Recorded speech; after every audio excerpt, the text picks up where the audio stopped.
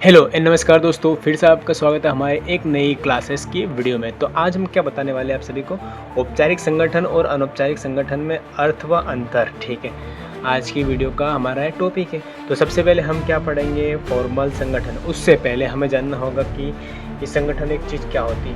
क्या आपने कभी सोचा है कि जब कि आप किसी कंपनी या कॉलेज में काम करते हैं तो वह दो तरह की दुनिया चल रही होती है। एक दुनिया जिसमें नियमों और फाइलों और पदों यानी डिसिग्नेशन की होती है, और दूसरी दुनिया दोस्ती, गपशप और लंच ब्रेक आदि की होती है। बिजनेस स्टडी की भाषा में इन सभी को फॉर्मल ऑर्गेनाइजेशन कहता है। फॉर्मल ऑर्गेनाइजेशन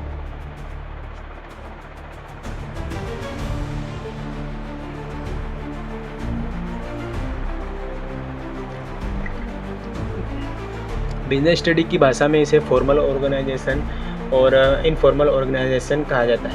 आज की इस वीडियो में हम इन दोनों को आसान हिंदी में समझेंगे, हिंदी भाषा में समझेंगे। चाहे आप बोर्ड एग्ज़ाम की तैयारी कर रहे हो या बीकॉम एमकॉम की या फिर 11th-12th की जो भी आप तैयारी कर रहे हो। 10 मिनट का यह वीडियो होने वाला है और आपको ये पूरे के पूरे टॉपिक के नंबर दिलाने वाला है। तो चलो वीडियो की शुरुआत करते हैं। सबसे पहले हम आपको ये बताएंगे कि फॉर्मल ऑर्गेनाइजेशन क्या होता है। फॉर्मल ऑर्गेनाइजेशन यानी औपचारिक संगठन।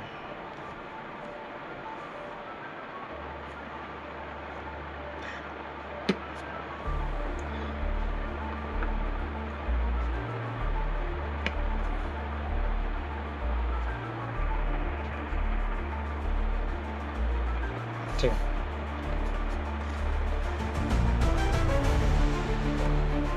फॉर्मल ऑर्गेनाइजेशन यानी यह वह ढांचा होता है, यानी यह वह स्ट्रक्चर होता है। स्ट्रक्चर होता है जिसे कोई कंपनी या मैनेजमेंट सोच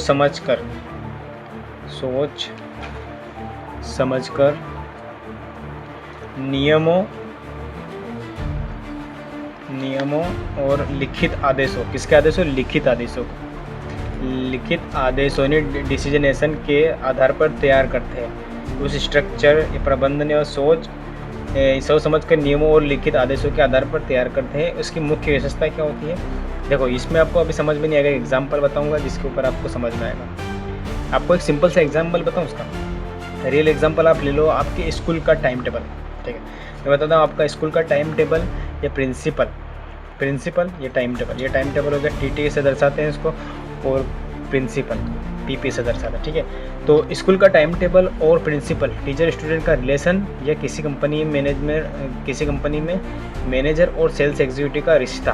जैसे कि अपने स्कूल में क्या होता है, प्रिंसिपल और बच्चों का बीच में रिलेशन कैसा होता है। ठीक है, इसी तरीके से किसी कंपनी में किसी सेल्स एग्जीक्यूटिव का रिश्ता। ठीक है, तो इसके 3 टॉपिक्स मैं आपको बताऊंगा, कवर कर लेना। सबसे पहले आपको एक टॉपिक है लिखित नियम। औपचारिक संगठन में क्या होता है, लिखित नियम होता है। लिखित नियम के अंदर क्या होता है कि रूल्स एंड पॉलिसी, मतलब ये एक रूल्स एंड पॉलिसी है। इसमें हर व्यक्ति का काम, अधिकार और जिम्मेदारी पहले से तय होती है। हर व्यक्ति का काम, अधिकार और जिम्मेदारी पहले से तय होती है। ठीक, पहले से क्या होती है, तय होती है। इसमें मतलब एक मेनली यही होता है औपचारिक संगठन में कि लिखित नियम होता है, जिसमें हर व्यक्ति का अथॉरिटी, अधिकारी, रिस्पॉन्सिबिलिटी और जवाबदेही पहले से तय होती है। ठीक है, जिसके बाद सेकंड अपना आता है आधिकारिक संचार, मतलब स्केलर चेन। इसका मेनली टॉपिक क्या होता है कि इसमें सूचनाएं हमेशा एक किसी निश्चित क्रम में चलती है। मान लो ये सूचनाएं हैं वो निश्चित क्रम में चलती रहती है। जैसे कि अब मान लो वर्कर हुआ, वर्कर किसको सूचना देगा। अभी तुम मान लो वर्कर हो, किसी भी काम कर रहे हो कंपनी वगैरह में, तो वर्कर किसको सूचना देगा, आदेश देगा, सुपरवाइजर, मतलब आदेश देने का लोग हो गया और किसी को सूचना देना लोग हो गया। अब वर्कर से सुपरवाइजर से जाएगा मैनेजर पे, जो बड़ी पोस्ट पे होता है, और मैनेजर से फिर जाएगा डायरेक्टर पे, ठीक है। तो मतलब इसमें आधिकारिक संचार होता है, मतलब नीचे से ऊपर की तरफ जाता है औपचारिक संगठन में। आधिकारिक संचार से आप दर्शा लेना इसको, ठीक है। 2 पॉइंट हो गए। अब तीसरा पॉइंट आपको यहीं पे बता देता हूँ। तीसरा पॉइंट है इसका लक्ष्य केंद्रित लक्ष्य केंद्रित, मतलब इसका मुख्य उद्देश्य कंपनी के बिजनेस को पूरा करना होता है। मतलब इनका एक पर्पस क्या होता है कि कंपनी के किसी एक गोल होता है। मान लो कोई कंपनी से बस ABC कंपनी है, इसका लक्ष्य है कि इस मंथ में इतना टारगेट पूरा करना है। एक मंथ में मान लो 100, मान लो कोई आइसर की कंपनी है, उसमें एक महीने में 1 मंथ में कम से कम 100 आइसर बनाने का टारगेट पूरा करना है। तो इसके अंदर एक गोल होता है, मतलब एक पर्पस होता है। इसी हिसाब से ये औपचारिक संगठन बना होता है। अब बात होती है हमारे औपचारिक संगठन की, जो एक फॉर्मल, आपको मैंने समझा दिया फॉर्मल ऑर्गेनाइजेशन क्या होती है, एक संस्था होती है, और अब इनफॉर्मल ऑर्गेनाइजेशन, ठीक है। अब बात आती है हमारी औपचारिक हो गया अनौपचारिक संगठन की। यह वह नेटवर्क है, क्या है, यह एक वह नेटवर्क है जो किसी लिखित नियम से नहीं चलता। इसका कोई लिखित नियम नहीं होता है, लिखित आदेश नहीं होता है, कोई कानूनी रूप से नहीं चलता है। ये किसी लिखित नियम से नहीं चलता, लिखित नियम से नहीं चलता, ठीक है। बल्कि इसका नियम नहीं है, बल्कि ये कर्मचारियों के आपस में मिलने जुलने से बनता है।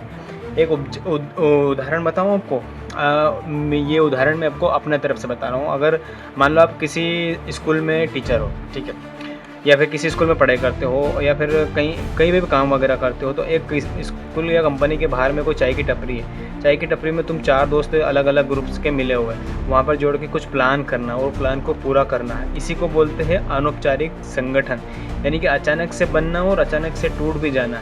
इसी को बोलते हैं इनफॉर्मल ऑर्गेनाइजेशन। देखना, एक उदाहरण और सिंपल सा तरीके से मैं बता देता हूँ।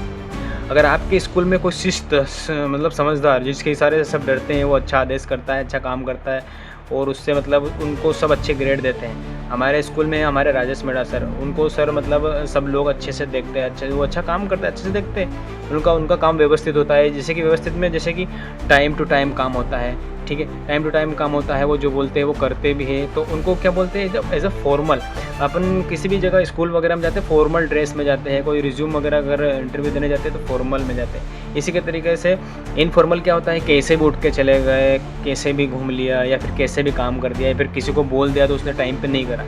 तो जो चीज़ आपको इनफॉर्मल लगे, अनौपचारिक लगे, उसी को बोलते हैं इनफॉर्मल संस्था, संगठन।